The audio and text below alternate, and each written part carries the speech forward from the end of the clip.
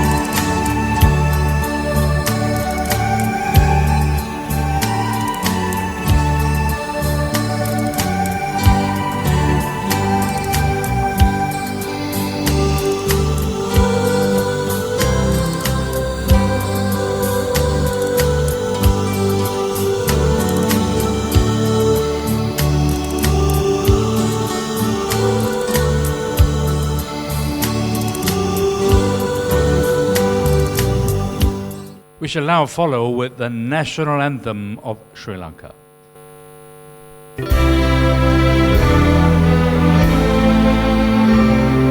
Sri Lanka Mata, Appa Sri Lanka, Namo Namo Namo Namo Mata, Sundara Siri Barini, Surandi Ati Sogamana Lanka, Ranya Dhanaya Nekamal Palaturu Piri Jaya Bhumiya Ranya, Appa Hatta Sappa Siri Setta Sadhana, Jivana Ye Mata, Pili Danu Mena Appa Bhakti Puja, Namo Namo Mata, Appa Sri Lanka, Namo Namo Namo Namo Mata, Upavi Appa Vidya, Upamaya Appa Satya, Upavi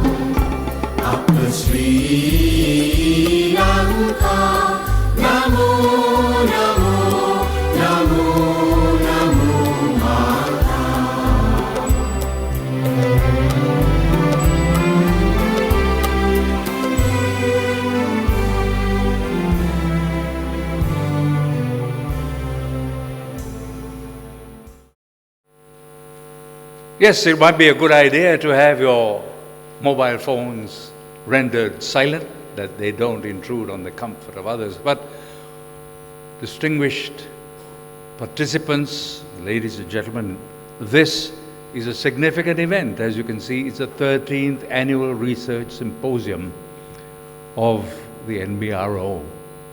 However, it is also an anniversary.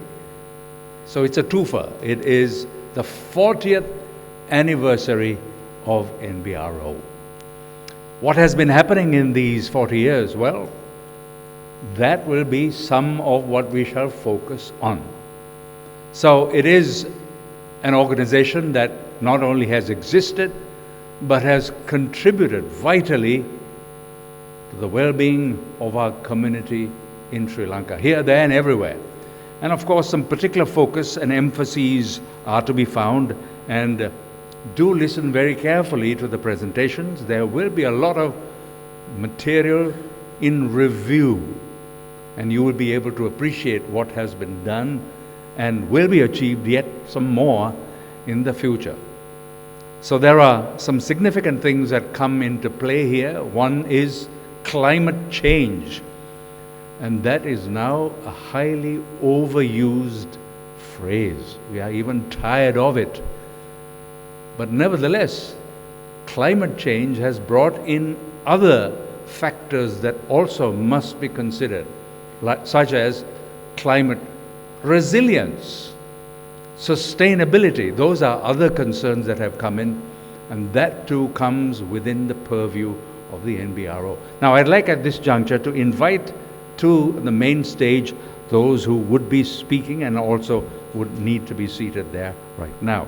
I'd like to invite our chief guest, the Honorable State Minister of Technology, Mr. Kanaka Herat, to be joined by Mr. Yamada Tetsuya, the Chief Representative of JICA Sri Lanka office. Then too, our keynote speaker, Mr. Dennis Monbauer, the Director of Research and Knowledge Management of Slycan Trust Global. Professor Chinta Jayasinghe, the Head and Senior Professor, Department of Civil Engineering with the University of Moratuwa, and also Engineer Dr. Asiri Karunavardhana, who's the Director General of NBRO. So may we invite you.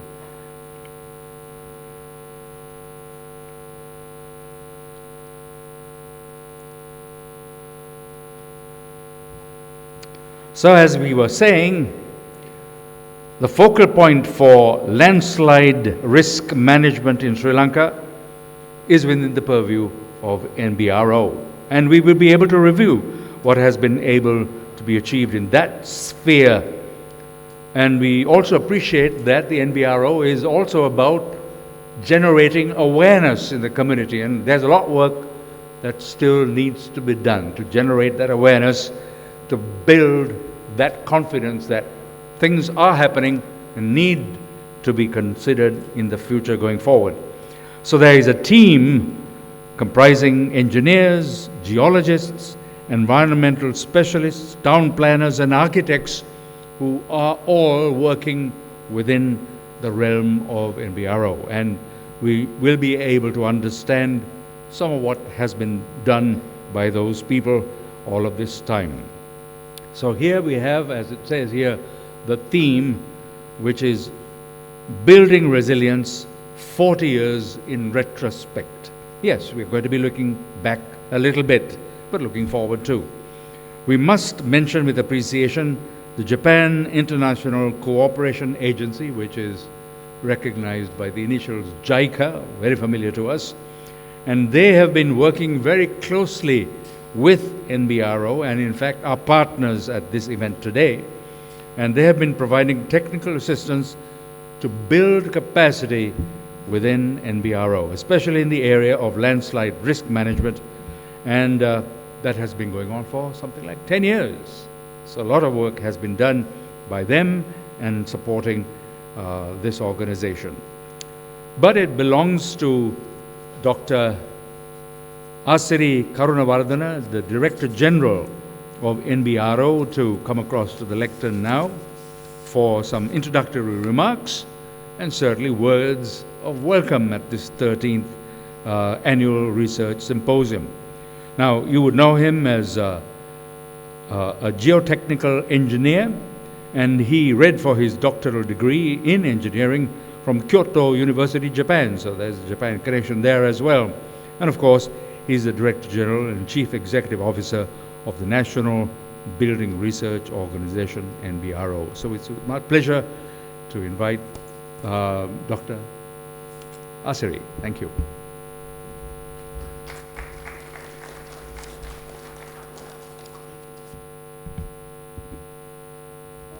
Good morning, everyone, and warm welcome to those who gathered here today for NBRO Symposium.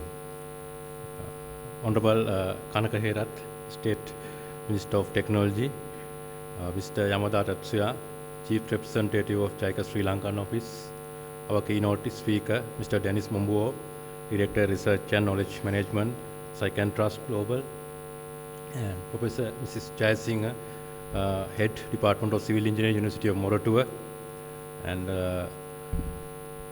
Mr. Atula Karunanayaka, Director General of Meteorology Department, and Acting Director General, Mr. Adipa, Disaster Management Center, Director General Planning, Ministry of Defense, Mr. Anurag Singh, and senior professors, distinguished invitees representing government and non-government organizations, members of IMC Interim Management Committee NBRO, and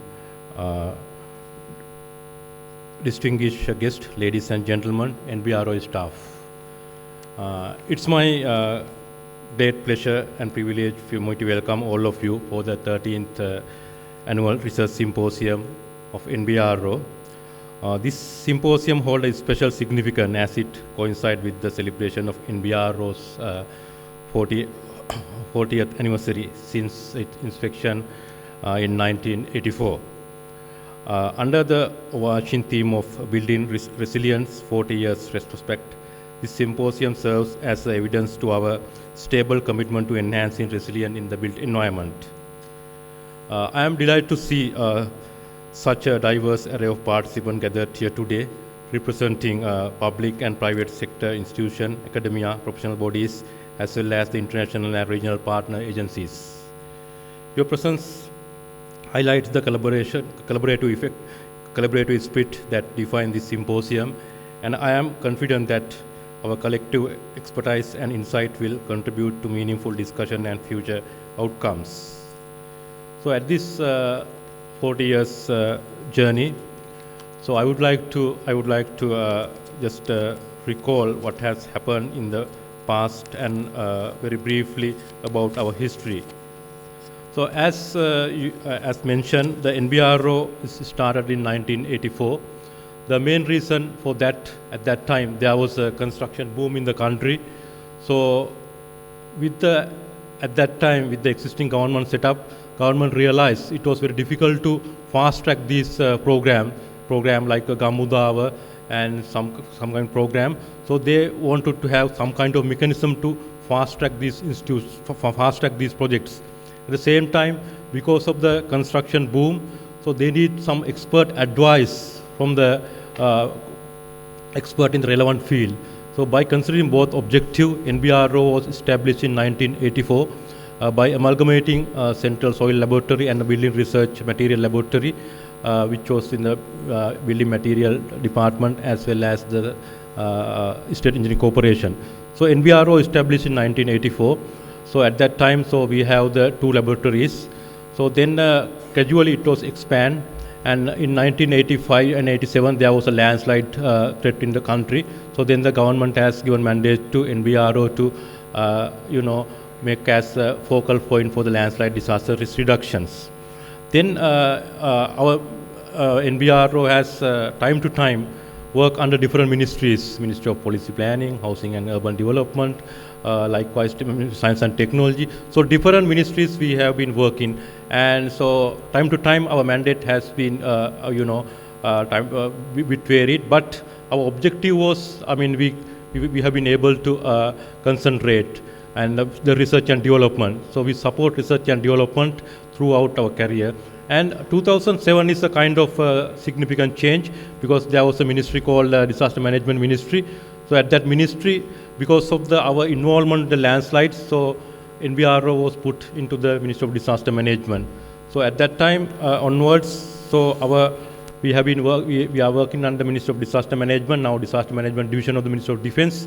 So nowadays our main mandate is landslide disaster management and related research and development as the national focal point, and also encouraging research and development for appropriate technology for the housing and construction sector, and promoting and providing guidelines for building resilient to natural disasters, and providing technical and consultancy services with the institutional experts. So those are the main areas that we are working. So when it comes to landslides, is one of the major disasters in the country, and NBRO is working hard to control the situation. For that, we are taking different strategies. First, we identify the landslide. For that, we are doing the landslide hazard zonation mapping. Then we convert this hazard map into risk map. So from that, we identify the risk level of each household or house owners, and we try to reduce the risk by different approaches. For example, high-risk areas, we try to relocate these people, and the moderate risk area, we do some large-scale mitigation work, and other areas, we promote the concept like living with landslides. So those are the approaches, main approaches. All these approaches, we are working with the technology. We try to develop this technology and try to safeguard the people. So that's kind of thing in the landslide management strategies. And when you look about this early warning system, so NBRO is one of the organizations having the highest number of automated rain gauges. We closely work with the Met Department, and we provide the real-time rainfall data. Based on that, with the support of the Disaster Management Center, we disseminate the early warning and work with the district secretaries, GAs, and we try to safeguard the people. So that mechanism is going well at the moment. And you can see, even though last three months period, there was a continuous rain in the upcountry, but if you look at the number of fatalities, it's very less. That shows that that system is working well. Then when it comes to the landslide mitigations, so we start the first landslide mitigation in the Peradeniya town in 2008 or 8. So that is the first time we undertake the mitigation work. At that time there was a discussion, Honorable Minister, Peradeniya town was shifted to some 13th NBRO like something, but NBRO expert went there and realized that that can be mitigated at a cost, but that cost is worthwhile, and so we did the mitigation. Now Peradeniya town is there.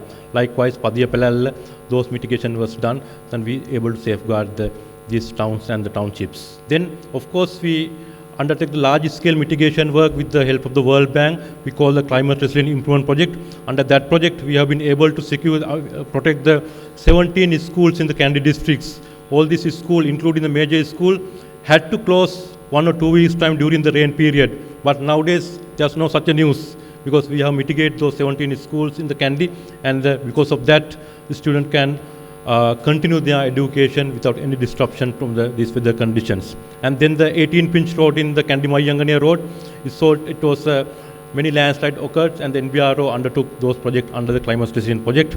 And nowadays, we are doing the large-scale mitigation project with the AIB finance support, with the support of the Ministry of Finance. So that project, we identify the 127 locations, and we are doing the mitigation, and some of the mitigation will almost completed. And next project, big project will come. We work with the Ceylon CGR, Railway Department, and I am sure that once we implement this project, the news that frequently heard, the disruption to the railway, upcountry railway track due to the cutting failures and slope failure will be reduced to significant extent. So that project will be start soon. Under this project, from Rambukan to Badul, we are trying to mitigate stabilize these slide slopes in the upcountry railway line. So those works we undertake on the landslide mitigations works, and always we, in that case, we would like to support, acknowledge JICA support. So JICA has been supporting us for this landslide mitigation work. I think many technical cooperation is starting from the 2008 or 9 capacity development, then the structural mitigation, the learning structural mitigation, non-structural mitigation, and nowadays big SATRAP projects. So we are working with the Japanese top universities to get the latest art of technology to Sri Lanka. So we thanks JICA for arranging all these things. Because of your support, the NBRO is where we are, and we are in the, very, we have developed our capacity, and that helps us a lot, and we sincerely expect the continuous support from the JICA in the future to safeguard our people. Then I think another work is the geotechnical engineering research division. So we have one of the very complete sophisticated laboratory in Sri Lanka. I must say the facilities and the equipment are more than the capacity with National University. So we can test very simple test to the very advanced test to get the soil properties and design the foundations.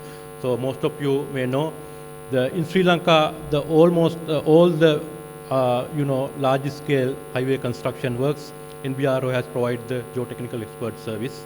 All other service provided by the structural and all these things provided by the expert in the international expert, but this geotechnical work is provided by the local expert from the NBRO. So that is come to that level. So I think the foundation construction, soft-ground improvement, all these things the NBRO is undertake, and we have a very good laboratory. So we are capable of doing whatever the client requirement. And then the latest addition is the air quality. So I think NBRO closely work with the CEA, Central Environment Authority. So I think we show the Honorable Minister also our capacity. So NBRO is the institution that monitor the air quality in the country. We have installed about 22 stations throughout the country. And I'm sure that with the World Bank support, that work will be expanded, and we can monitor the air quality up to the international standards. So that work is going on with this one. And then we have the capacity for the building assessment structural research unit. So we are doing that one. So the assessment of the structural condition, we use the structural and non-structural method, and we have the experts. So any building, so we are doing this structural assessment and provide the necessary guidance to retrofit or demolish or repair this building with our expertism.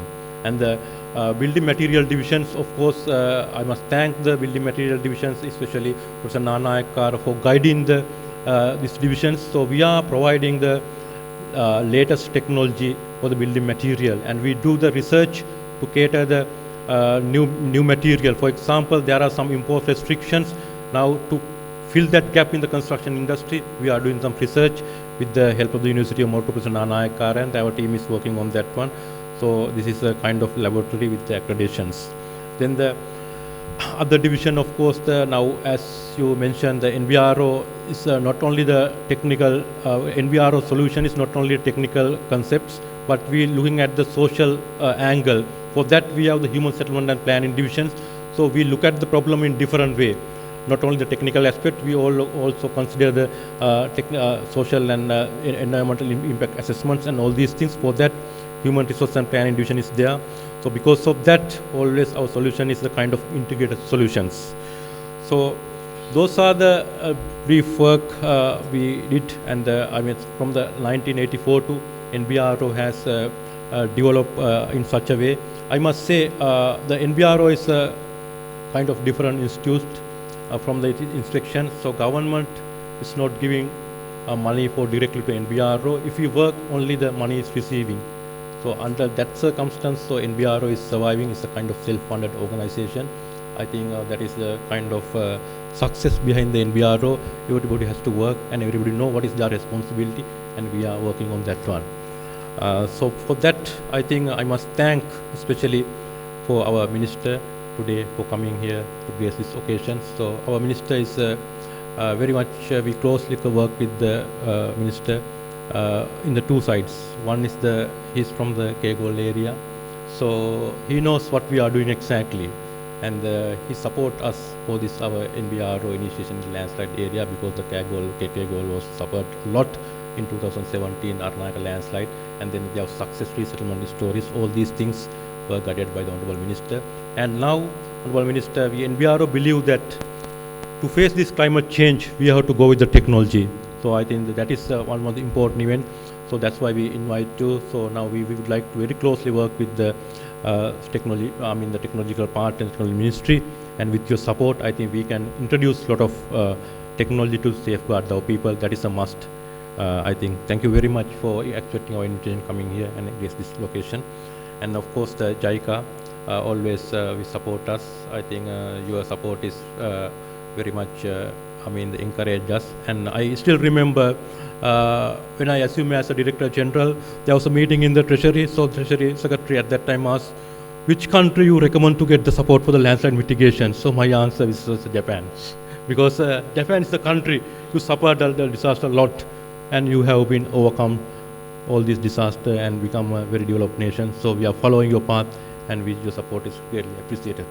And then I must thank Ministry of Finance, so because providing all the funds at time, and because of you recognize our service. Because of that, even though there's a crisis, you have not cut down our money, and continuous money supply is there for our work. So that is a kind of encouragement for us. So I must thank the Ministry of Finance for supporting us all the way by providing money and by introducing the foreign partners and all these things. So I want to thank the Ministry of Finance. And our ministry, of course, today event, unfortunately, my Honorable Minister, Mr. Bandar Tennakon, and our Secretary has to attend some urgent matter with the Honorable President.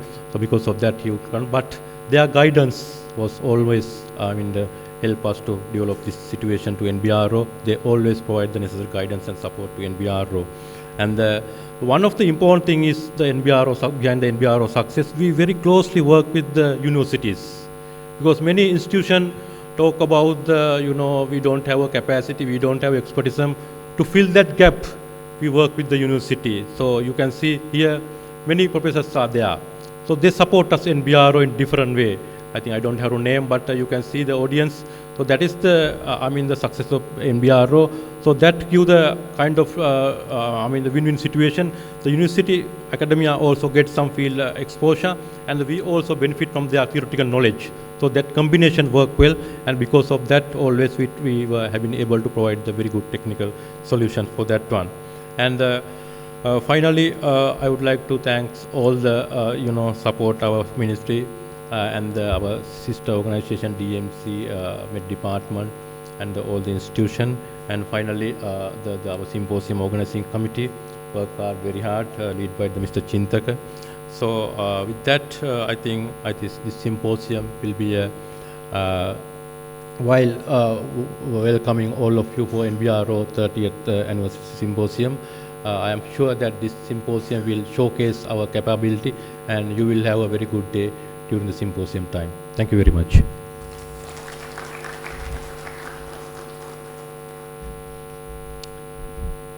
Thank you too.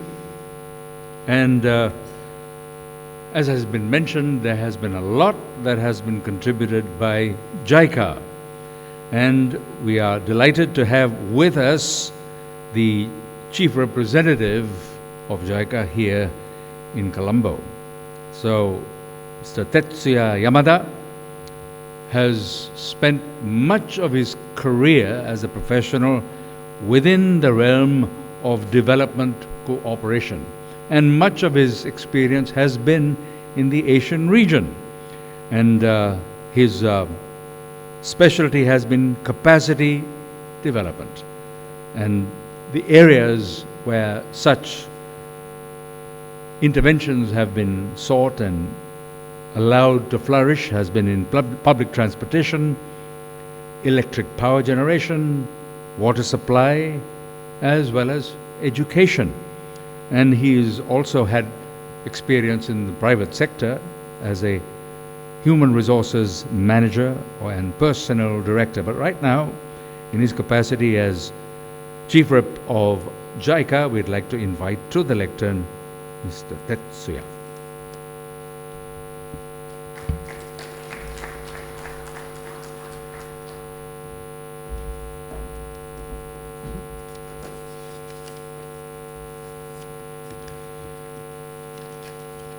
Honorable Kanakarat, State Minister of Technology, Director General Dr. Asiri Karnawadana, Director Generals and Head of departments and organizations, representatives of other foreign institutions, foreign delegates, all the dignitaries on head table and other dignitaries in the audience, distinguished invitees representing government and non-governmental organizations, civil society, professional bodies and industries and academia, staff members of NBRO, all the other distinguished guests. Very good morning.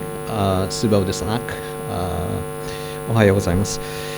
It is indeed my honor to be the part of the 13th Annual Research Symposium organized by NBRO, especially as we are celebrating NBRO's 40th anniversary this year under the theme of Building Resilience, 40 years in retrospect.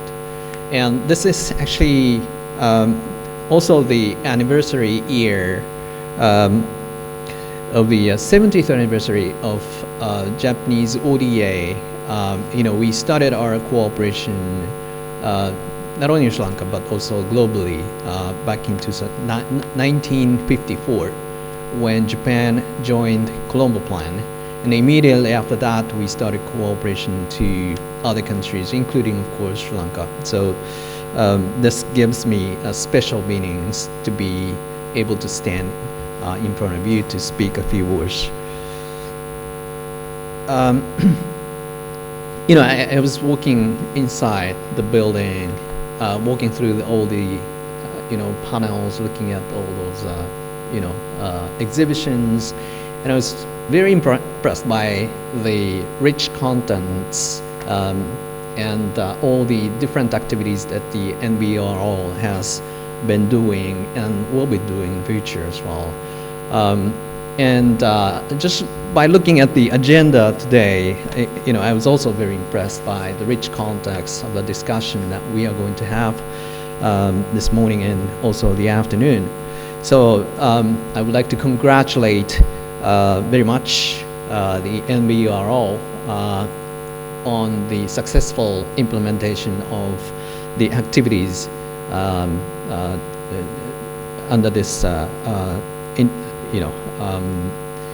annual research symposium, which actually is making the solid foundation of all the things that NBRO is doing in terms of research and development and providing services for construction industry and other industries and contributing to a lot to the whole economy and society of Sri Lanka.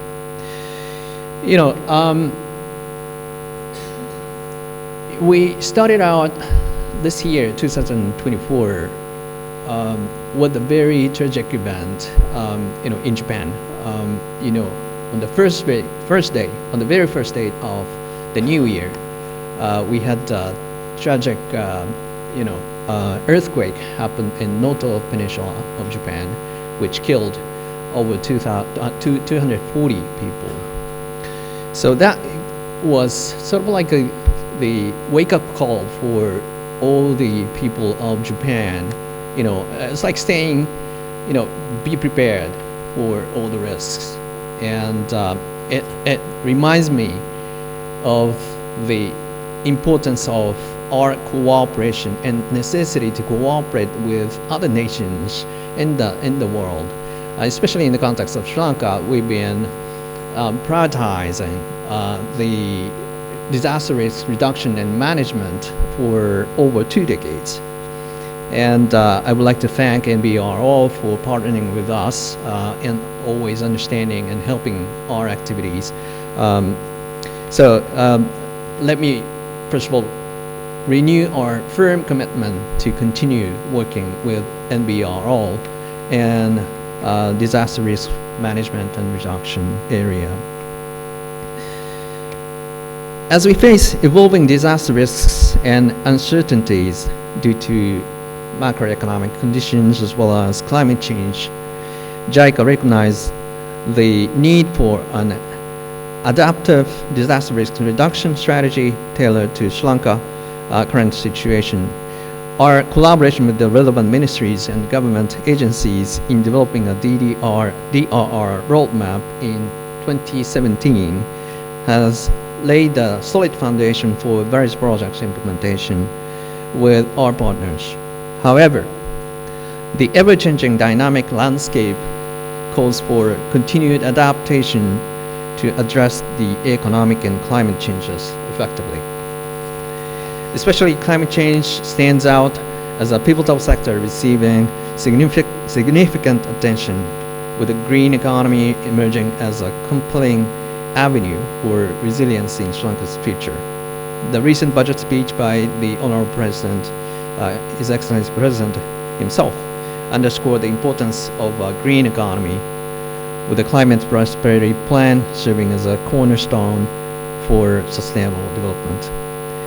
At COP28, the government of Sri Lanka unveiled a comprehensive strategy to address climate change risks, including the establishment of a loss and damage fund and an international climate change university.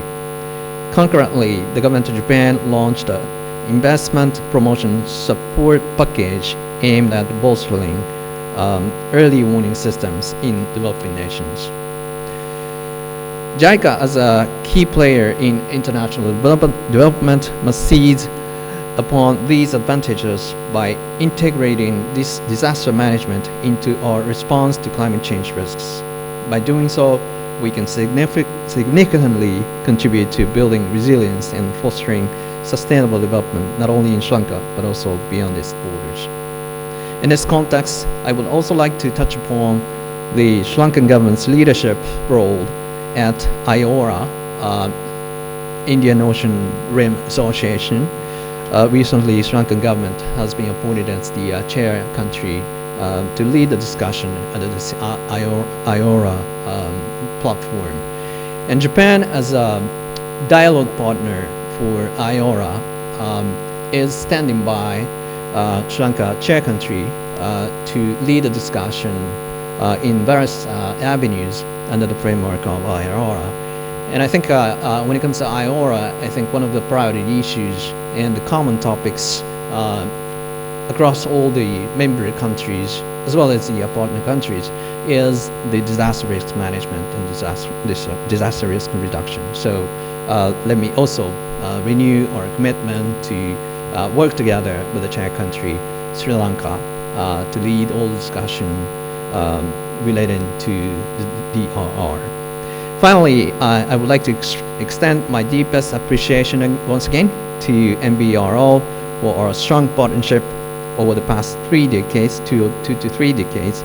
Together we have collaborated on various projects such as landslide risk assessment and mitigation, and are currently focusing on sustainable development amidst challenges posed by COVID-19 pandemic, followed by economic crisis and climate change through technology transfer and capacity building. In concluding my remarks, I would like to thank all the participants for their presence today and wish everyone fruitful discussion throughout the day. And we eagerly anticipate future collaboration with all of you. Thank you very much for your attention.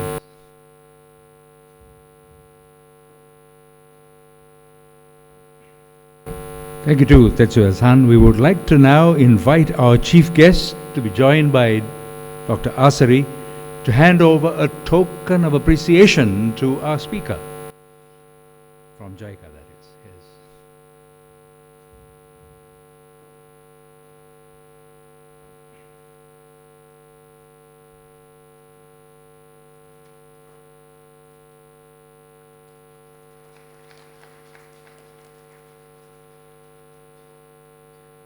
Once again, thank you very much, Mr. Tetsuya, for having graced this occasion and delivered a speech that helps us appreciate the commitment that you have or your organization has toward the programs that are conducted here in this country. Which brings us now to our keynote, which is important, and we would like to invite your close attention as Dennis Momba speaks. And his background is in research, management, and administration and development, and he is the Director of Research and Knowledge Management of SLICAN Trust, which is a non-profit think tank focusing on areas relating to climate change, adaptation and risk management, finance, human mobility and loss and damage, and he's had experience in Asia and Africa and also in Europe. And he's a member of several global forums and networks and technical expert groups, and has written and contributed much in research publications and in the local media as well as the international level. He's been active. So we invite your attention as Dennis Mombawa focuses on a particular theme that has relevance to all of us, that is building resilience as an adaptation strategy to climate change.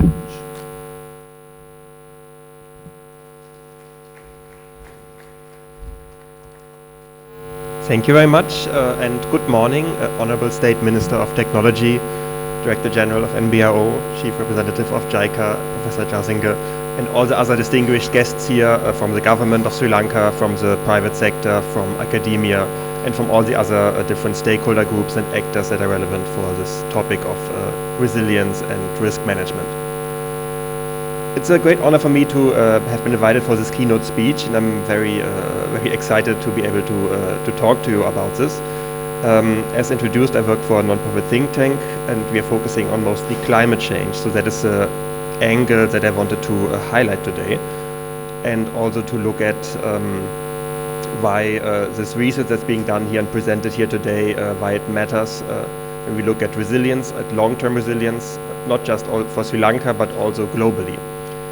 And I had a look at the agenda for today, and I looked at the topics that are there for the panel discussion as the topics for the research presentations, and there are two terms that really stood out that are almost in all of these presentations. Half of them refer to risk and risk assessment, and half of them refer to resilience. So what I wanted to focus on today, let's see if I can change the slide,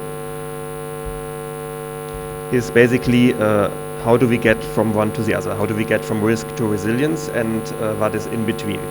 So I wanted to talk a bit about risk and risk assessments, about loss and damage, mostly looking at climate-induced loss and damage, but of course we look at disasters in general, and also to look at adaptation and resilience building and how these are connected.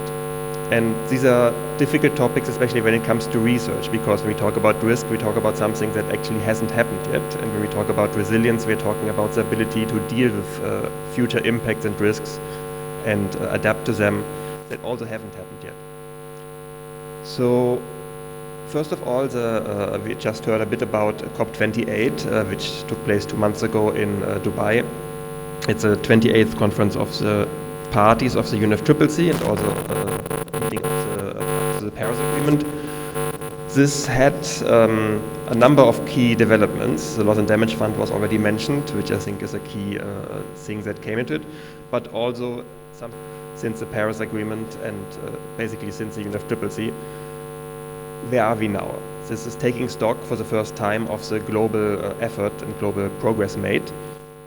And these are some quotes from that, some short ones. Basically, I won't read them out, but we know climate change is human-induced. We know there are already 1.1 degrees of warming, and we are trying to keep it below 1.5 degrees.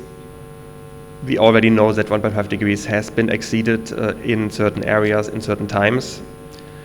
We know that impacts are felt across the world, that these impacts are going to increase with every increment of warming. And we know that loss and damage is already happening, and that it will, in the near and midterm future, pose a very considerable and very significant threat for economies, for societies, and also for the environment. And that it will exacerbate existing risks and disasters. And we know also that adaptation so far has been mostly fragmented, it has been incremental, it has been sector-specific, and it has been unequally distributed among regions, based on different factors such as also availability of funding and technology, and that there are still significant gaps when it comes to adaptation, despite the efforts made so far. So if we look at Sri Lanka, Sri Lanka is faced, we all know this, with a complex landscape of risks. Some of these are climate related, some of these are disaster related. Landslide is a key risk. There are other risks like floods and droughts. There are these long-term impacts like sea level rise, temperature rise, day and nighttime temperatures. There are the changes in rainfall patterns and reliability of precipitation. There are pests and diseases that are increasing. And we also have other risks that are not climate related, that are compounding climate risks, like the economic risks, supply chain disruptions, market volatility.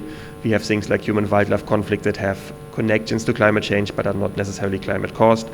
We have things like human mobility, displacement due to disasters, migration out of areas that are experiencing drought.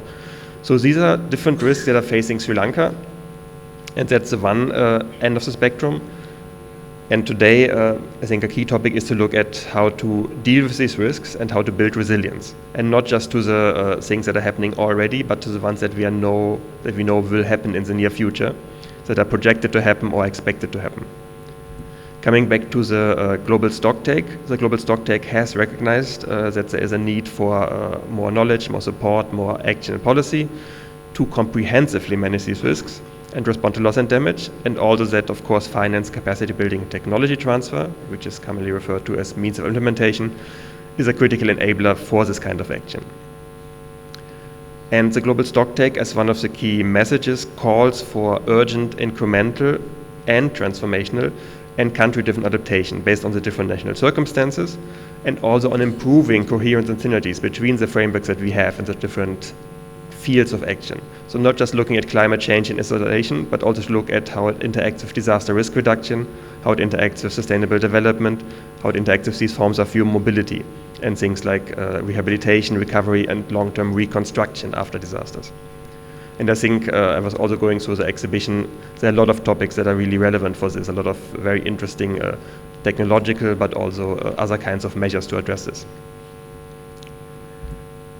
Since I don't have unlimited space for the keynote, I wanted to focus on 4 key aspects. And now it has been 30 years since the UNFCCC, the United Nations Framework Convention on Climate Change, entered into force, 32 years after it was adopted in 1992 at the Rio Summit. It's also 9 years after the Paris Agreement. Next year will be the 10th anniversary of the 2015 Paris Agreement. So there has been a lot of things that have been done. We have a lot of knowledge that has been gathered, a lot of data, a lot of learnings from countries that have implemented measures. Sri Lanka has a national adaptation plan and is implementing this. It's localizing it. Sri Lanka has submitted 2 nationally determined contributions. Sri Lanka has submitted 3 national communications under the UNFCCC. There's a lot of data on the national level and, of course, on the global level from other countries are facing similar challenges and who have formulated their national adaptation plans or are formulating them now, who have submitted their national communications and NDCs. But there are 4 key gaps that are still remaining that I wanted to highlight, especially looking at research and how to operationalize it. One is comprehensive climate risk management. One is methodologies for measuring loss and damage. One is, of course, means of implementation and scaling them up. And one is indicators for adaptation and resilience. So comprehensive risk management, I actually won't go into detail on this since I think this is a topic that we'll hear a lot about throughout the day. But we have to look at all these different elements of risk management and to look at the different systems that are affected. So we can't just look at individual risks and individual actors. For example, we can't just address flood risk in coastal areas in isolation or drought risk to paddy farmers. We have to look at the whole supply chain, the whole value chain, the whole ecosystem around them. So looking at, for example, the paddy farmer example, how does it affect not just the farmer but the farm workers, those who are transporting paddy, the rice millers, ones giving loans to farmers, the local bankers, the entire ecosystem from the farm to the consumer and to the waste management. How are these affected by climate change and how does this interact with other risks that we have? So how do we look at comprehensive risk management for climate risks in a wider framework that addresses other risks as well, holistically? And we have a lot of instruments that are there. Sri Lanka has a lot of mechanisms already, like the crop insurance, like the National Natural Disaster Insurance Scheme, like social protection mechanisms. But there is the opportunity to enhance them and to also mobilize additional means for these from global and regional sources, and also, of course, from bilateral sources. And that, I think, is a key gap that is still there. especially also looking at climate risk in combination with these other risk frameworks. So we have the global framework for disaster risk reduction, the Sendai framework. We also have frameworks for sustainable development, the Agenda 2030 and the goals. How do these interact with climate risk management? The second point I wanted to highlight is loss and damage. So at the moment, there's no globally agreed upon methodology to assess loss and damage. We know that there is loss and damage happening. I quoted the global stocktake. We also know that it needs to be addressed and that developing countries especially need support for that. That's why the Loss and Damage Fund has been established at COP28 2 months ago, and it's being operationalized right now. We are waiting for the first meeting of the board of the Loss and Damage Fund. And there will be, it's already $700 million who have been pledged. There's a lot of expectation for more finance in this fund. But how is this money going to be distributed, and how is it going to address loss and damage if we do not have a way to actually measure loss and damage that is comparable and coherent between countries and between different kinds of events? We do have a lot of data. We have a lot of data in different formats, different types of data, different sources of data, and we have a lot of case studies, but we do not have a methodology. So that is something we are actually working with NBRO also on looking at loss and damage from landslides and how to measure other aspects that go beyond the ones that we already count. So we have, of course, measures like loss of life. We have damage to infrastructure. We have things like communities or households displaced. But how do we measure the indirect impacts, the long-term impacts, the cascading impacts of loss and damage? What about the non-economic aspects, the impacts to, for example, mental and psychosocial health, social cohesion, things like migration, which is not forced displacement, but which is encouraged or enhanced through climate impacts. And for these, there are no methodologies yet. So that is something on the national level, if a methodology is developed, that can actually feed into the global process as well and can also help inform action around the Loss and Damage Fund and other work streams. Third one, scaled up means of implementation. It has been acknowledged at COP28 and in other forums that there is a need to really scale up the availability of finance for mitigation, for adaptation, and also for loss and damage now, but also of technology transfer, technology deployment, of data and building capacities for knowledge management, for data management, to digitize and use technology to manage the data that we have and bring it together. And of course, things like AI can play a role, but it's also just about developing systems that are robust and that can really utilize the data that is already there. And again, I think today we'll hear a lot of data and information that is already available from the different researchers. So how do we bring this together and make it operational? And the last one, also of key importance and also something discussed at COP28, if we're looking at adaptation, if we're looking at building resilience in the long term, how do we actually measure success in that? Adaptation is notoriously difficult to measure because it's very context specific. It might be building a seawall, it might be incorporating climate change into education curricula, it might be drought-resistant crop varieties, or it might be adjusting infrastructure or building urban wetlands. So how do we bring these together and how do we measure if adaptation is successful in preventing negative impacts, in reducing loss and damage, in reducing risk? And there are no global metrics that are really operationalized yet for resilience and for risk management and for adaptation. And these would be key to inform planning processes, to inform policy processes. So that's where I come to the global level. And there is a development on this front which is called the Global Goal on Adaptation, which is something that was included in the Paris Agreement in 2015, but was operationalized only now, 2 months ago at COP28. And the global goal on adaptation is kind of the equivalent to the main temperature goal, the 1.5 degrees that I mentioned. How do we measure on the global level if adaptation is successful and where do we want to go? Now there has been a decision made at COP28 after a 2-year work program and after long discussions and deliberations to establish a framework for global climate resilience. And this framework has a number of targets. It has 7 overarching thematic targets. It also has 4 procedural targets focused on different stages of the adaptation planning process. These targets are kind of the guiding vision for adaptation globally, but of course they need to be localized. And what does it mean on the national level to implement these targets and work towards these targets? COP28 has also established a work program for 2 years, which will develop indicators under these targets. Because as we know from all the work that is happening, to really work towards targets, we need concrete indicators and we need to have metrics to measure success. So that, I think, is a pivotal development that is there on the global level, and that will be very relevant for the national level in Sri Lanka and, of course, across the world. So if the research being done here can also look at developing indicators for resilience that connect to these targets, that can be something that really can pioneer kind of methodologies also and frameworks of measuring this. Similarly, for climate-induced loss and damage, I already mentioned this, the loss and damage fund has been established. There's also the Santiago network on loss and damage, which has now been operationalized. So both of these in this year will be hopefully becoming operational.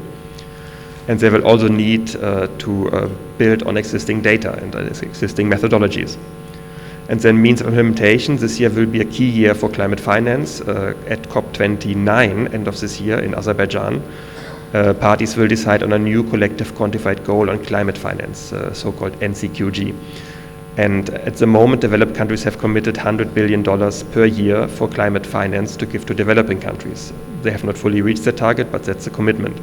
From 2025 onwards, post-2025, there's supposed to be a new target that is much higher than this, because the need has been acknowledged.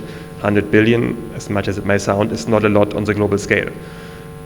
This target will be determined this year, and again, it needs to be based on data and evidence. So countries need to be able to say, this is why we need money, this is how it's going to be distributed, these are the mechanisms, this is the data that we have, this is why this much money is needed. And on the global scale, this is why the collective goal has to be at this level. There's also a process on technology transfer. I won't go into detail on these, but it's also going to be, there are frameworks for transferring technology and bringing technology, especially from developed countries to developing countries, but also exchange in both directions. They will be decided again at COP29 and also ahead of COP29 throughout the year. And this very much connects to the national level. We have in Sri Lanka, of course, as I mentioned, we have nationally determined contributions to the international framework. We have a national adaptation plan. There are also national reports that have been submitted, and there are a lot of national systems, like the insurance schemes that I mentioned, and all the work that's being done by the different agencies and entities. In 2025, the next cycle of nationally determined contributions is supposed to be submitted. That means countries probably will have to start preparing for these already, since it's a 5-year cycle. There's also national communications, adaptation communications, there's biannual transparency reports, the first one of which is due end of this year. So there's a lot of data that's going to be communicated to the UNFCCC from different countries, including from Sri Lanka, and a lot of opportunity to actually highlight what is being done on the national level, to highlight good practices, to highlight lessons learned, to highlight methodologies that are working and mechanisms that are really delivering to those who are affected by climate change and by other risks. And as I mentioned, there are other frameworks as well that have a lot of already existing indicators that information can feed into. There's the Sendai frameworks, there's the Sustainable Development Goals, there's also the new biodiversity framework, which has 36 main indicators, but also 322 additional indicators. So really looking at these is what I wanted to highlight, the connection between what's happening on the national level and why it matters not just for the national planning, but also on the global level, and how it can actually help to mobilize means of implementation from the global process to implement on the national and local level, where actually actions are happening. And basically 4 things I wanted to highlight. One is the need for comprehensive and holistic risk management that looks at the long-term vision and the systemic approach. The need to develop ways to measure loss and damage, and especially non-economic loss and damage, long-term loss and damage, indirect impacts like loss of opportunities. To look at means of implementation and what is the need for these, how can they be scaled up, and also to actually work towards developing metrics for success when it comes to adaptation and resilience.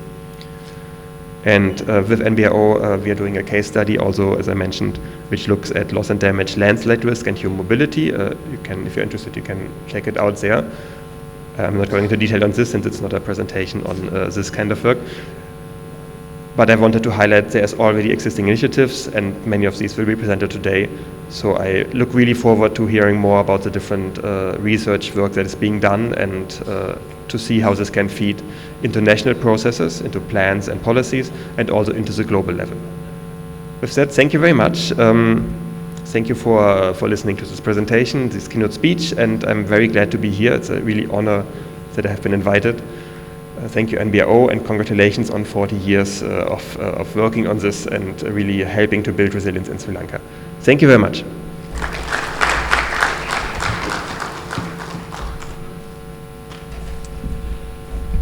Thank you too for that which was shared, Dennis. And we would like to invite Dr. Asiri now to hand over a token of appreciation to our keynote speaker.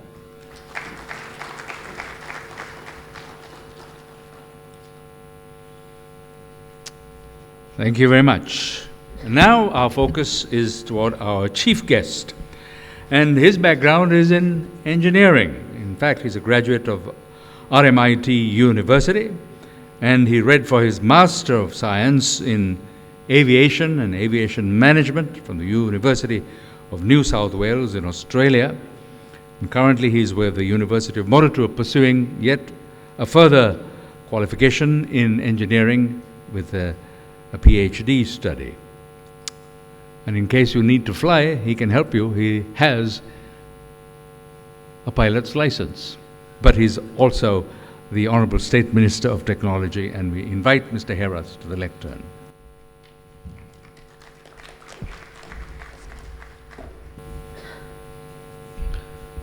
Good morning to everyone. Mr. Yamada Tatsuya, Chief Representative, and others officials from JICA Sri Lanka office, keynote speaker Mr. Dennis Mumbao, additional secretaries, foreign delegates, academia, Director General Dr. Asiri, and the staff of NBRO, ladies and gentlemen. It is with great honor and privilege that I stand before you today at the 13th Annual Research Symposium of the National Building Research Organization. It is great to be here where the peak of research and technical expertise meet to address the critical challenges facing our built environment. The theme chosen for this year's symposium, Building Resilience, 40 years in retrospect, is not only timely but also deeply reflective of the NBRO's journey over the past 4 decades in fortifying our built environment against adverse. I extend my heartfelt congratulations to NBRO on reaching this remarkable milestone in 2024. At the core of today's gathering lies the imperative of building disaster resilience in our country. The work undertaken by NBRO stands as a testament to its commitment to this cause. As a tireless advocate, NBRO provides customized and integrated technical guidance aimed to ensure a disaster resilient and safe Sri Lanka. It serves as the national focal point for landslide risk management, pioneer research and innovation in disaster management and resilient infrastructure. We commend NBRO for its commendable service in landslide risk reduction, particularly in identifying the vulnerable communities and families residing in high-risk areas. The operation of 24/7 Early Warning Center underscores NBRO's dedication to ensure the safety and security of our citizens. I would like to also take this opportunity to express my sincere gratitude to all those involved in the landslides and disaster rehabilitation and reconstruction process, particularly as someone representing the Kegalle district, a district which is vulnerable to landslides and floods. Moreover, the NBRO's involvement in safeguarding the Kegalle district following the tragic landslide of 2016 exemplifies its invaluable contribution to disaster resilience. Beyond the swift resettlement of displaced families, facilitated by NBRO's technical expertise, and the organization's commitment to identify and assist landslide high-risk population has been unwavering. Throughout the extensive risk assessments and community outreach efforts, NBRO has played a pivotal role in providing risk reduction options and mitigation strategies to vulnerable communities. As the State Minister of Technology, I envision a future where technology advancements are seamlessly integrated into disaster management strategies. The recent launch of state-of-art disaster early warning system, which was an outcome of the inter-ministerial relationship between Ministry of Technology and Ministry of Defense, representing a significant milestones in this endeavor. This innovation system, developed through collaborative efforts involving the Disaster Management Center, TRCSL, and major telephone service providers, signifies the importance of partnership in leveraging technology for the greater good. The Ministry of Technology, together with NBRO, can spearhead initiatives aimed at integrating advanced technologies into existing frameworks. Whether it be the development of AI-powered risk assessment tools, the deployment of drones for rapid damage assessment, or the implementation of smart sensors for early warning systems, our collaborative efforts hold the potential to have the disaster management practices in Sri Lanka. I extend my gratitude to Honorable State Minister of Defense, NBRO, and all the partners for their unwavering commitment to the cause of disaster resilience. Let us continue to work together towards a safer, more resilient Sri Lanka. Thank you and have a good day.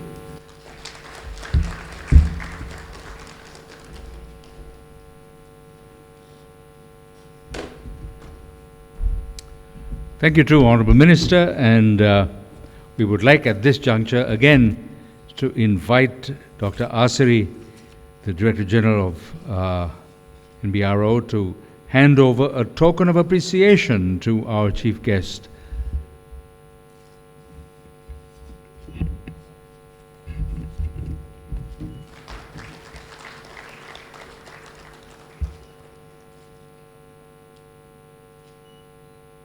And the Minister will be taking leave of us shortly, but before he does move on out, there is one more presentation that would be done. And this year's Symposium proceedings and the extracts under the theme Building Resilience, 40 Years in Retrospect, is now published in a volume. So we have that volume, and these are now to be handed over. The information which is considered to be very important to the different areas as represented by the people here in this audience here. Resilient buildings, empowering communities for resilient settlements, sustainable environments for healthy living, all of that, and these insights are contained in the publication. So I would like at this juncture to invite Engineer Dr. Asiri Karunavardhana to hand over these extracts, or should I say the Symposium proceedings in a bound volume, to the Minister, as well as those others who grace the head table at this time.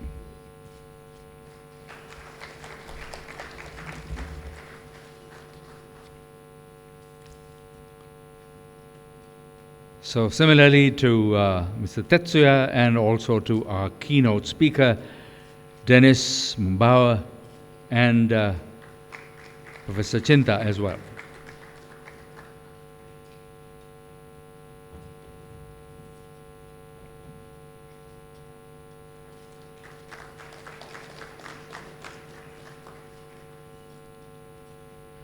There's Professor Chinta Jayasinghe of the Department of Civil Engineering, University of Moratuwa.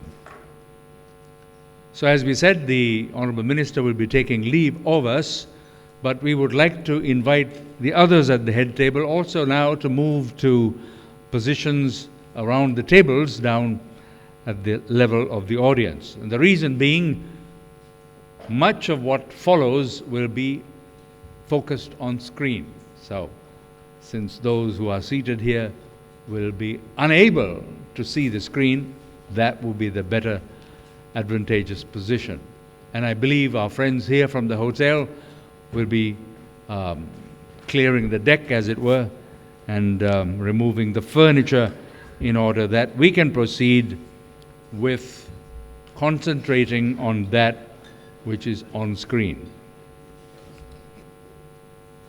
Once again, thank you very much, Honourable Minister, for being present here and helping us to appreciate the value brought by NBRO. As you mentioned, in your own constituency in the Kagala district, there is already evidence of the contribution made with regard to disaster management and mitigation activities spearheaded by NBRO and the research that it does. So the stage is now clear, and we will appreciate many things about NBRO services. It has existed for 40 years, but what are the services? We will look back, and the presentation will help us to appreciate that. So as was mentioned, this is an organization that has been the focal point for landslide disaster risk management and conducting related research as well as development. Technical services have been provided for housing and construction sectors, and technology solutions for safer and resilient construction and development have also been part of the services that have been provided. Not least, modern technologies and equipment are also been brought to bear and applied here, such as GIS applications, drone technology, as well as consultancy, testing services, and so on. I think we appreciate that this is a multidisciplinary institution, and there is building materials, research and testing division, environmental studies and services division, geotechnical engineering and testing division, human settlements planning and training division, as was mentioned, landslide research, of course, and risk management division, structural engineering research and project management division. So with its ISO accredited and best equipped laboratories, NBO performs geotechnical engineering investigations and testing of materials for building and the suitability thereof in construction and so on. I'd like to mention that there is now a new building, a well-equipped building that they have, and that new building was also designed by an architect within the organization, Mr. Viraj Aberuan. So we appreciate the fact that, you know, they not only provide, but they also do their own work and have contributed for their own development within the organization. So this is a 4-minute presentation, and we invite your close attention on screen. More to follow after that, but let's watch this one, the demonstration of NBRO services. The National Building Research Organization, also known as NBRO, is a premier research and consultancy institute in Sri Lanka. Our inception dates back to 1984, and currently we are under the purview of the Ministry of Defense. NBRO is the national focal point and mandatory institute for landslide risk reduction and the key consultancy and research institute of disaster management and resilient built environment of Sri Lanka. NBRO has 6 technical divisions functioning under the directorial guidance of the Director General. The technical divisions of NBRO include Geotechnical Engineering and Testing Division, Building Materials Research and Testing Division, Environmental Studies and Services Division, Structural Engineering Research and Project Management Division, Human Settlement Planning and Training Division, and Landslide Research and Risk Management Division. Our long history of providing unique, customized and integrated consultations and solutions to a wide range of clients from major development projects in Sri Lanka is made possible by our diverse technical expertise.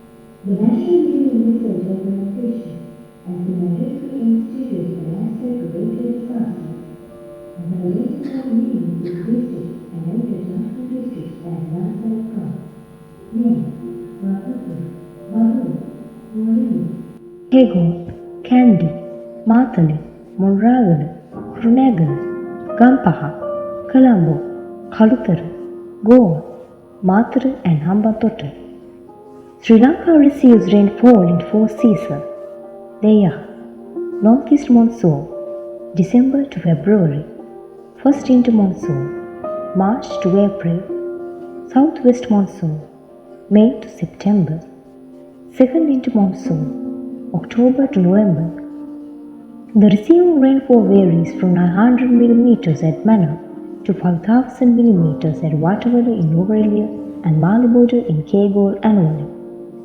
During rainy seasons and during precyclonic rains, NBRO has been dutifully monitoring and issuing landslide early warnings. Hence, it is needed for operating an early warning center for 24 hours and 7 days per week. Presently, NBRO issues real-time regional level landslide early warnings, focusing on the division secretariat levels based on the rainfall data received by its network of 330 automated rain gauges. 3 levels of warnings, namely watch, alert, and evacuate, are issued respectively at predefined threshold limits of 75 mm, 100 mm, and 150 mm per 24 hours to the risk areas.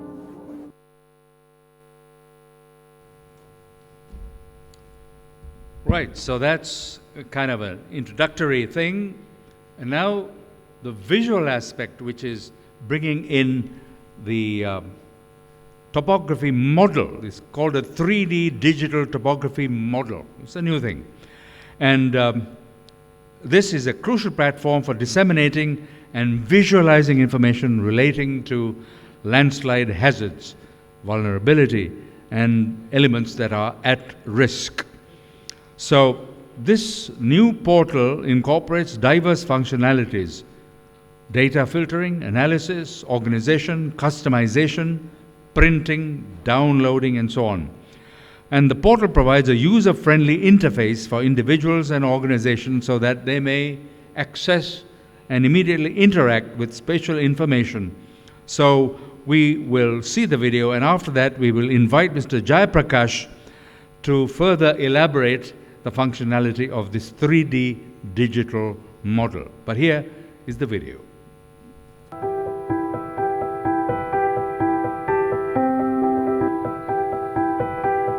Landslide Risk Information Portal.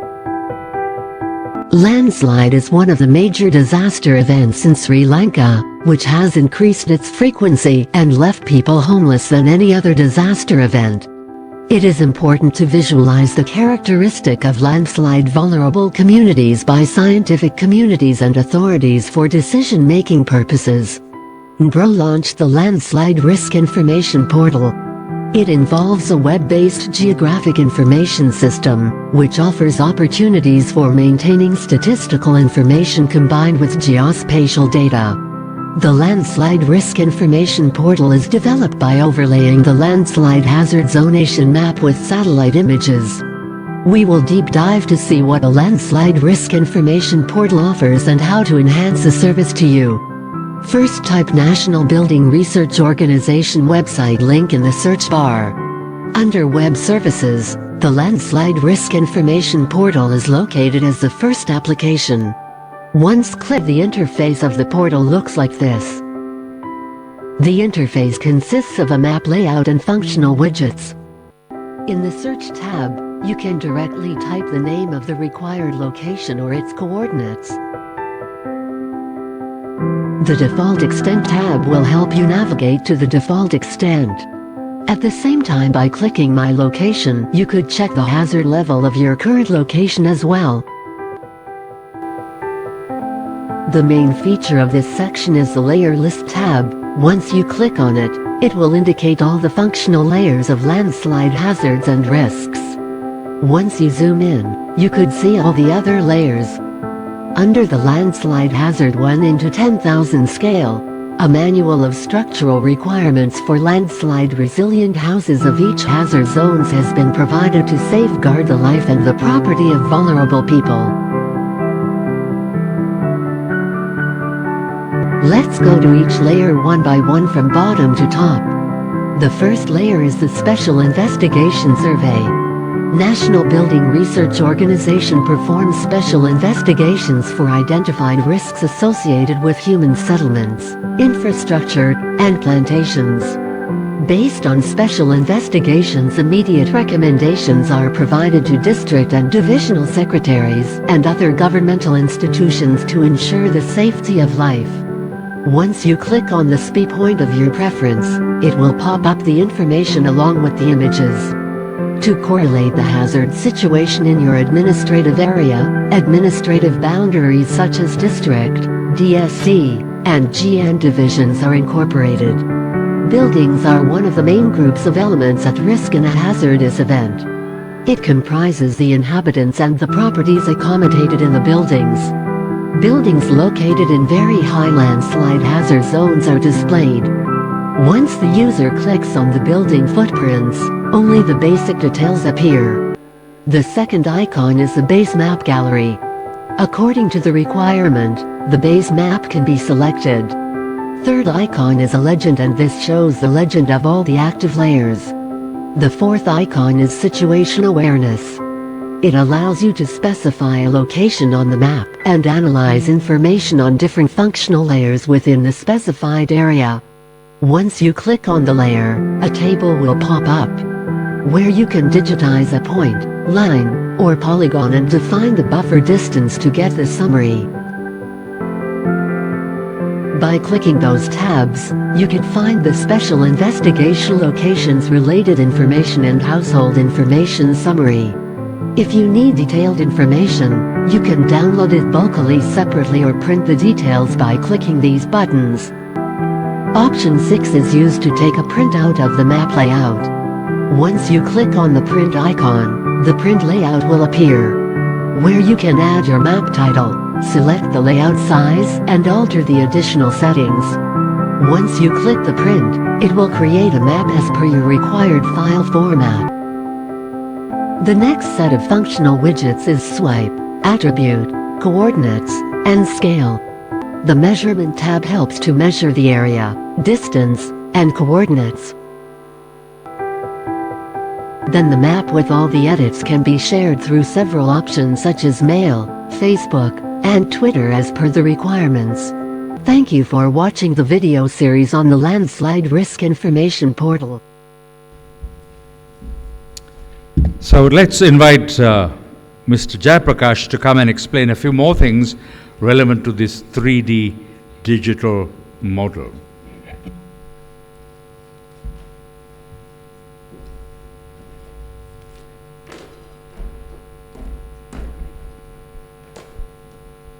Good morning, everyone. I hope you understand the functions and purpose of the Landslide Risk Information Portal presented in the previous video. So in order to enhance the portal functionality and also the graphical user interface, so we are in the process of developing a 3D topographical model which will provide an integrated platform for the users and stakeholders to integrate with the landslide hazard related information. So we will present a small video in which you can see the future developments, how the model looks like. Let's play the video. So in this model you can see firstly the shaded relief models are overlaid on top of the digital terrain model.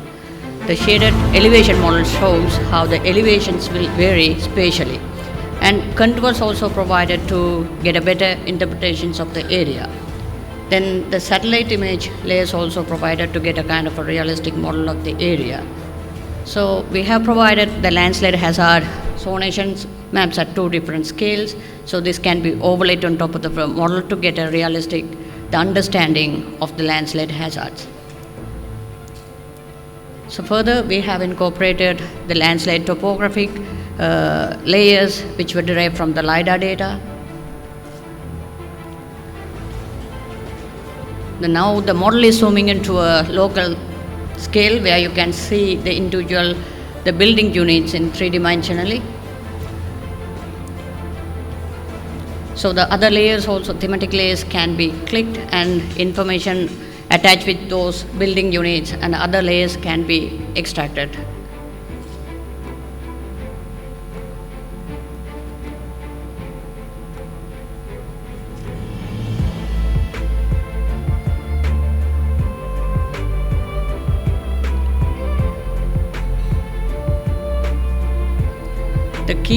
The places like schools, religious building, other residential informations are provided. This will be marked.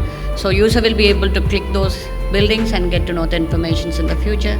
Again, the landslide hazard zonation is overlaid to get the provider contextual information.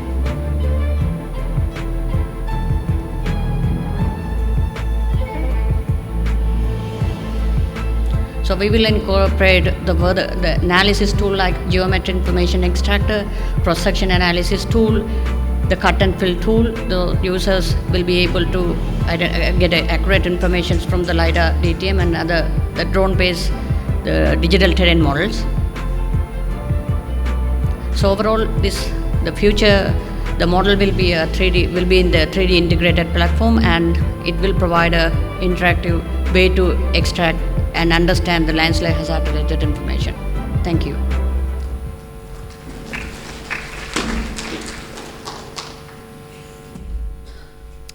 Yeah, you made it sound very easy, but I guess it's something that one needs to get acquainted with in time. Thank you very much, Jaya Prakash. At this juncture, we'd like to invite Project Director Mr. RMS Bandara to help us appreciate and receive an overview with regard to reduction of landslide vulnerability by mitigation measures project, and there will also be another video to follow after Mr. Bandara addresses the audience with the relevant details. So let's pay attention.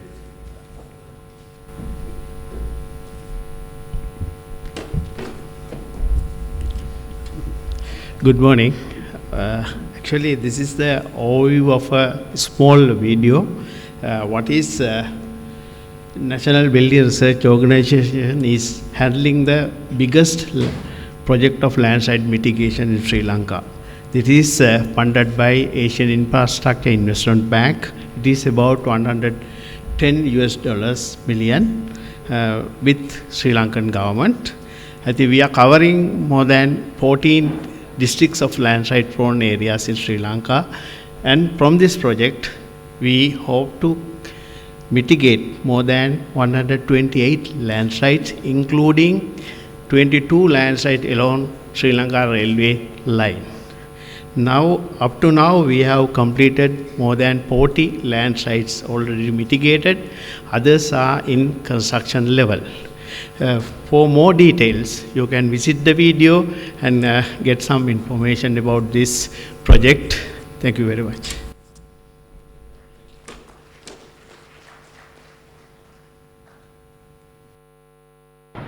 Landslide is one of the major natural disasters in Sri Lanka. Out of 20% of the total land area of the island, 65,610 square kilometers, including 14 administrative districts, are highly prone to landslides, and 34% of the total population was living in this area. Applying the mitigation measures to overcome the landslide-related issues is one of the major steps in the landslide risk reduction management practices in Sri Lanka. Reduction of Landslide Vulnerability by Mitigation Measures Project RLVMMP is the biggest landslide mitigation project executed by the Ministry of Defence and implemented by the National Building Research Organisation under the financial support collaborated with the Asian Infrastructure, the Investment Bank and the Government of Sri Lanka. The project RLVMMP addresses the national priority of lowering the risk of landslides and decreasing their severity to minimize loss of life and economic and social damages to affected communities, while reducing government spending on rehabilitation and reconstruction of damaged buildings and infrastructure, facilities, resettlement processes, disaster relief works and emergency services. The objective of the project is to reduce risk and damage from landslides through the implementation of mitigation measures and enhancement of policies and regulations associated with landslide risk management.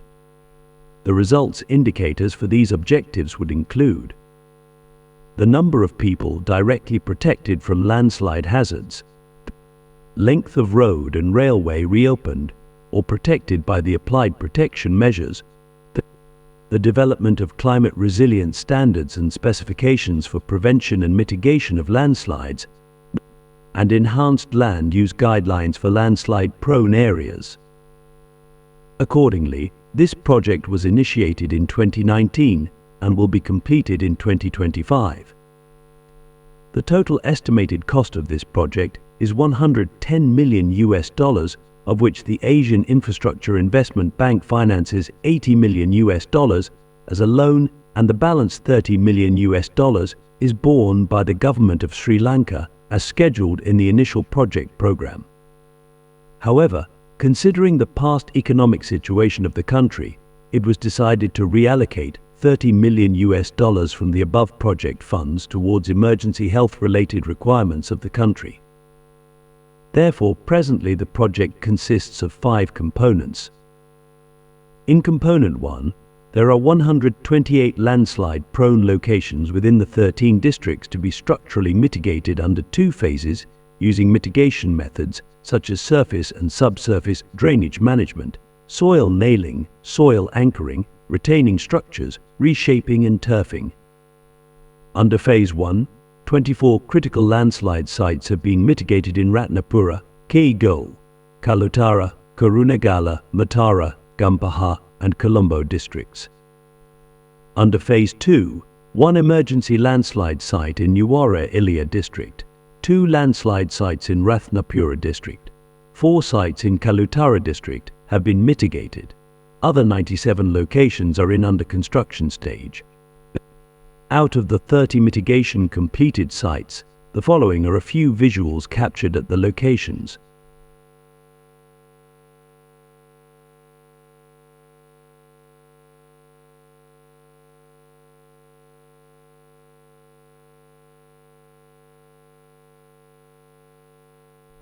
The project's ultimate goal is to minimize the landslide hazards on the island by applying structural mitigation procedures to establish a safer Sri Lanka in future.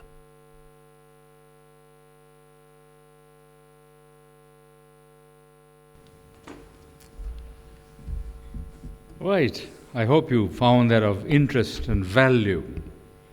Now, the National Building Research Organization, NBRO, and the International Consortium on Landslides, which is known by the initials ICL, have jointly launched the Science and Technology Research Partnership for Sustainable Development, known as SATREPS.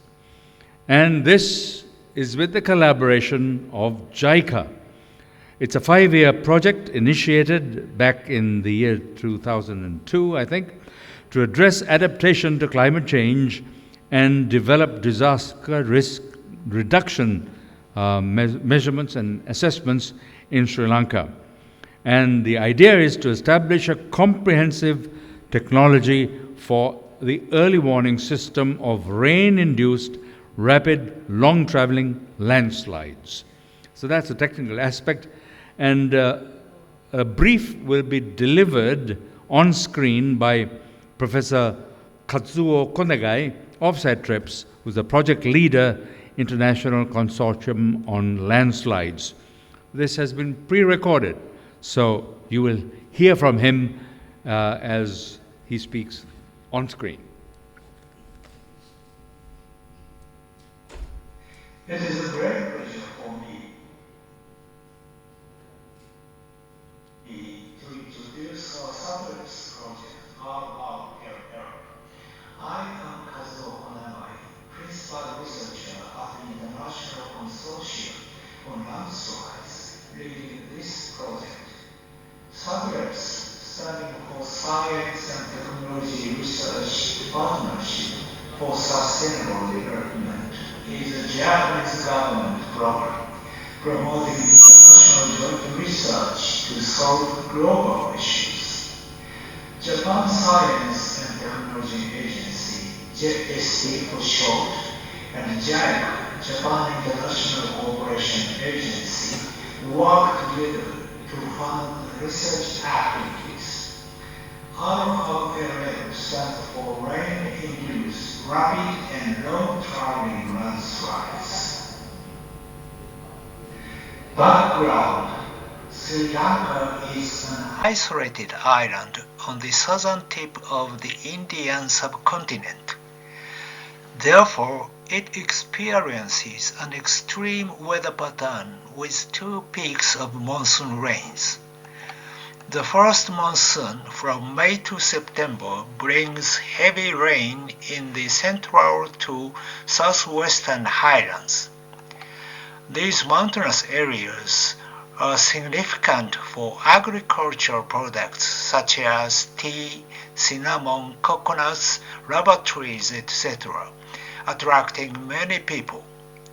Because of this, heavy rains are responsible for tragic mass wasting events like this big one in May 2016 in Aranayaki. Therefore, the vital technologies to develop in this project are for number 1, input, 1 day ahead rain prediction in the mountains. Number 2, RRLL prediction, namely RRLL initiation, runout, and deposition. And number 3, transfer the predicted information to the last mile as an augmented reality view. Number 1, input, rains in the mountains. For this, we use a numerical weather simulation tool called MSSG, pronounced message. It allows us to zoom in on a specific target area seamlessly. Of particular note is that message can consider the precise topographic and boundary layer turbulence effects on the cumulonimbus cloud development, particularly over slopes against the wind. For number 2, RRLL prediction, we use an established numerical tool, LS Rapid, to simulate initiation, downslope movement, and deposition of a landslide mass. Given the precipitation record at Aranayaki, LS Rapid could successfully reproduce the initiation and downslope movement of the 2016 Aranayaki landslide mass.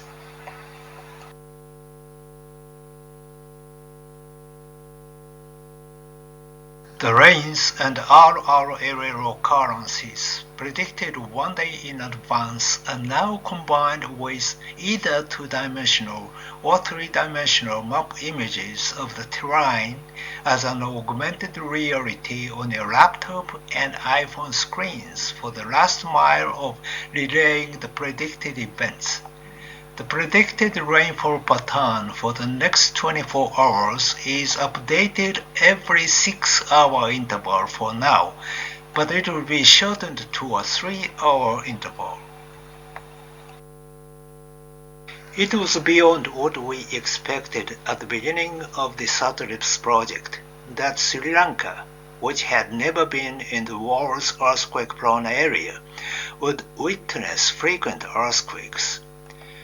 The catastrophic landslide in February 2006 in Leyte Islands, Philippines suggests even a minor earthquake can trigger a large RRLL when the slope soaks up preceding rainwater.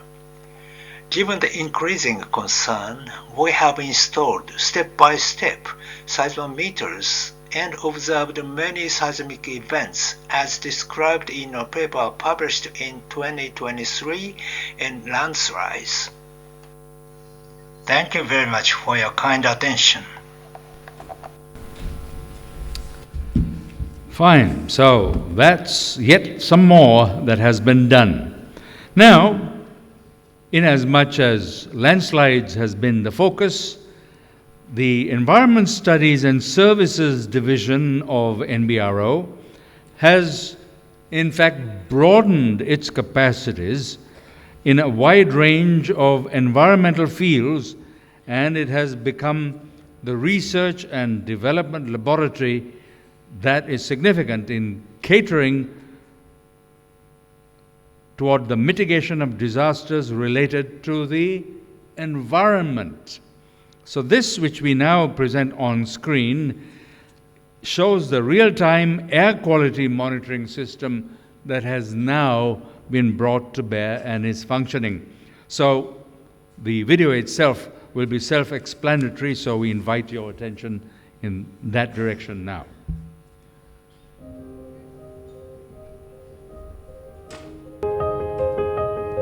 Environmental monitoring is one of the most important parts of managing natural disasters, man-made disasters, industries, climate change, accidents, building constructions, development projects, transportation, indoor environments, sensitive indoor environments, work floors, and research.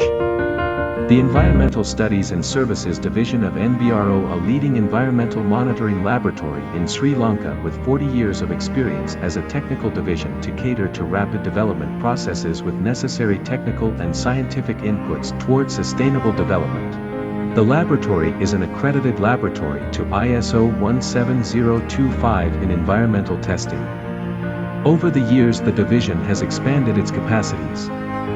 It possesses the expertise and technologies needed to investigate and address the most challenging technical needs to support decisions and regulatory compliance and to improve environmental performance. Our major services are ambient and indoor air quality monitoring, measuring point source emissions, ambient hazardous fibers in an industrial environment, vibration in construction projects, water for potable quality, wastewater for environmental protection licensing, chemical tests of materials for construction, air quality modeling, noise monitoring and modeling, water quality modeling, hazard tree identification service, designing of rainwater harvesting systems and manual rain gauge, water infiltration capacity. The Mobile Ambient Air Quality Monitoring Lab is capable of monitoring air quality parameters with the meteorological parameters that continue basis for 5-minute intervals. Thus, the facility can be used to monitor short-term air quality levels on an hourly or 24-hourly as well as long-term basis. The passive air sample network of ESSD is important to find the SO2 and NO2 distribution over the years in major cities in Sri Lanka. ESSD, as the pioneer organization in sensor-based continuous air quality monitoring in Sri Lanka, has developed IoT-based systems to monitor air quality in 20 urban areas in the country.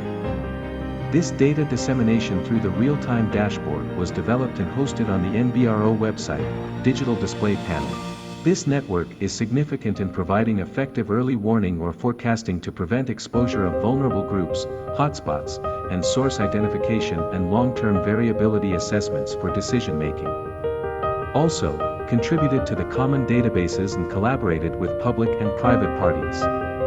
The ESSD gives its services by monitoring gas concentrations with the incident of fire in chemical industries to identify the risk levels for the safety of surrounding communities, since the actions taken in the initial minutes of an emergency are critical in saving lives and safeguarding the livelihoods of vulnerable people.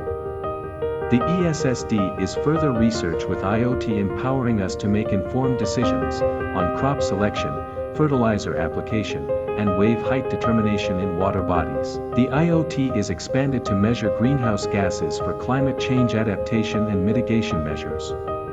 ESSD is improving its facilities with modern high-end equipment ICPOS, XRD, XRF, and GCMS to provide technical and testing services to cater to national and international requirements.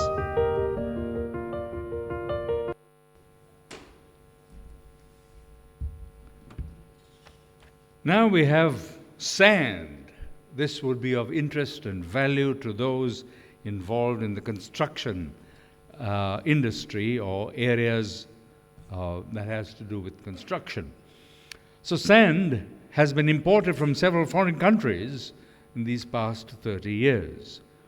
But now that's not really a viable option. So local testing laboratories and cement manufacturers have faced some difficulties without the ability to easily obtain sand. Now there is a production of an ISO standard using local sources or sand from here. And this next video will help us to appreciate how this standard has been arrived at and what constitutes the ideal quality of sand that can be used in the industry for using with cement. So here's the story.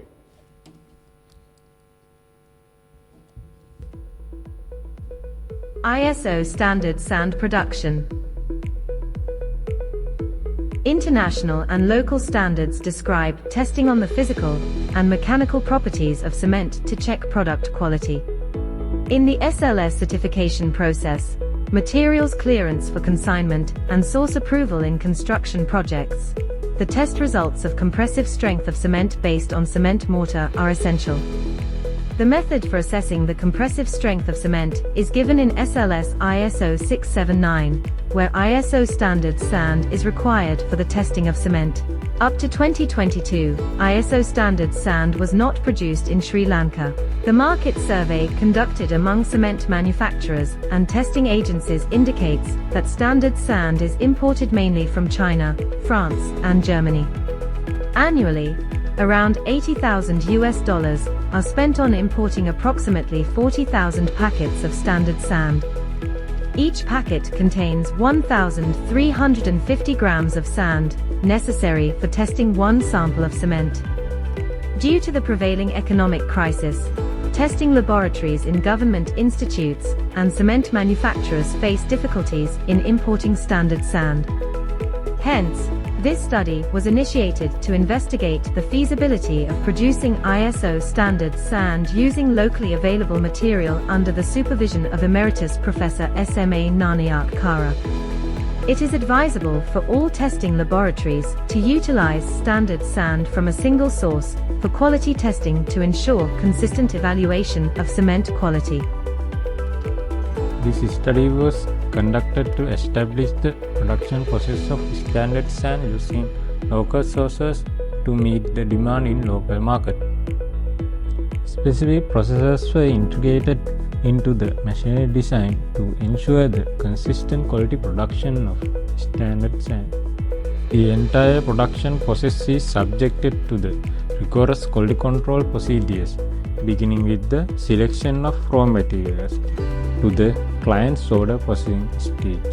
Among the quality parameters outlined in the ISO 679 standard for standard sand, particle size distribution stands out as a crucial property.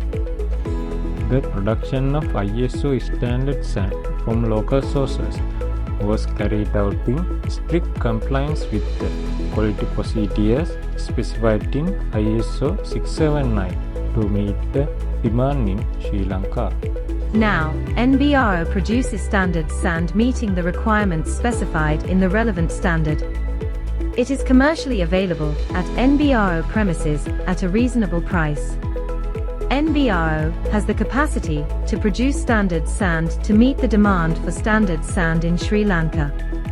A team of technically qualified staff is consistently monitoring the production process.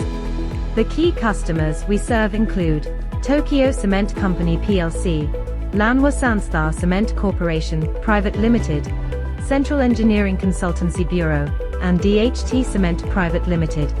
Tokyo Cement Company plc is one of the major consumers of this standard sand from the beginning. So let's see their feedback. Tokyo Cement Company, we are the largest cement producer, and in the production process, to monitor the quality of cement what we produce, we take samples continuously to test for quality in accordance with the relevant standards. So the compressive strength test is one of the important tests to be carried out for cement. So when we are doing the compressive strength test, we need standard sand which conforms to the ISO SLS relevant standard. So normally our requirement of sand is about in the region of 5 to 6 metric tons per annum. So this sand is being imported from France and China. So during the economic turmoil, so we had a problem of getting the required sand for testing cement. So we are very pleased the NBRO came forward and developed this sand which can be used for cement testing. So initially that we received the samples and we tested for conformity to the relevant standard. There were some problems and we were rectified that, and we started using this sand continuously for testing our cement during our production and delivery. So at the moment we are very happy to use this sand for in our normal routine testing work. And also we would like in NBRO to control the quality to have without any problem, also to reduce the price of this sand incomparable with what is imported. So we thank NBRO and we wish all the best.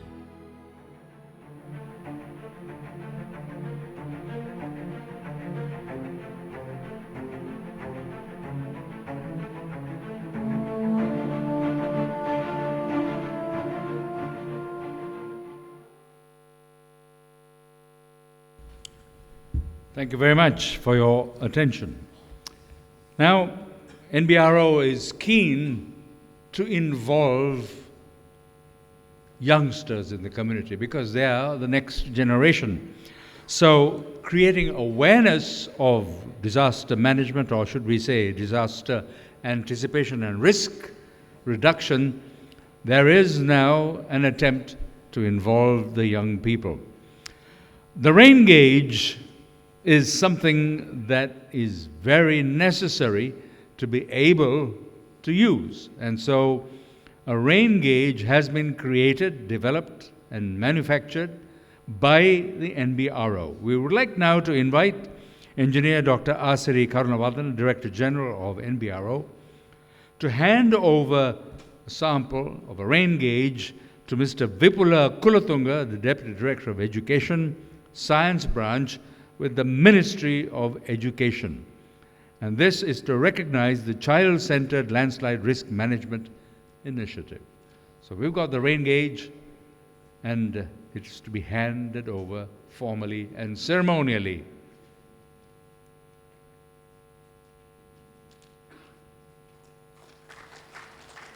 So this has been designed and set up or manufactured by NBRO with its expertise, and it's a durable manual rain gauge with 300 millimeter measuring capacity.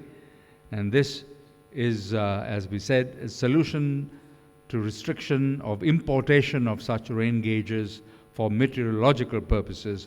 And the NBRO make manufacturing of these gauges available at an affordable price. We'll invite him to also make a comment or two. So let's hear from Mr. Vipula Kulatunga.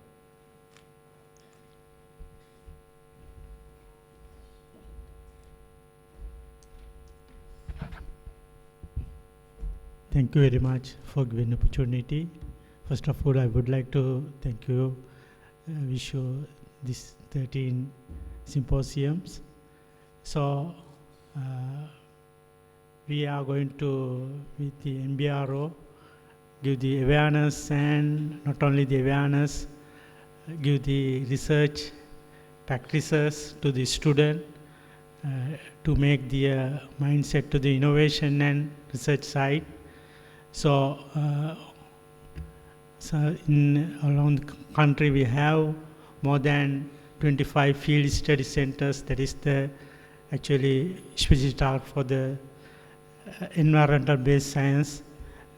Just like this, the small research centers, we are based on that each field study center surrounding number of schools are working.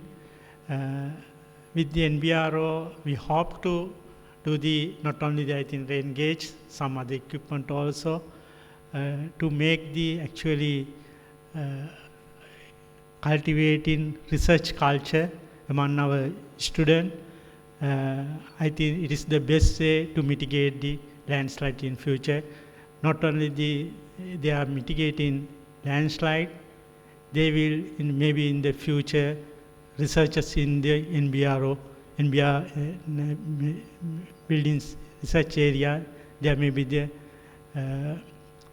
key persons. Thank you very much.